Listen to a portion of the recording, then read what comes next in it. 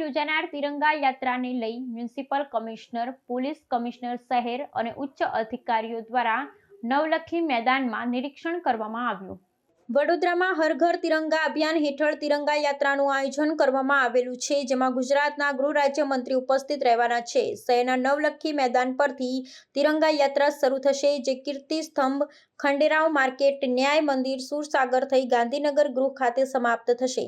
સ્વૈચ્છિક સંગઠનો, સામાજિક મંડળો, વિદ્યાર્થીઓ સહિત વિવિધ સંસ્થાઓના કાર્યકરો, રાજકીય આગેવાનો અને કાર્યકરો વગેરે મોટી સંખ્યામાં તિરંગા યાત્રામાં જોડાયા તેવી સંભાવના છે। યાત્રામાં જોડાનાર લોકોને તિરંગાનું સભા સ્થળ પરથી વિતરણ કરવામાં આવશે।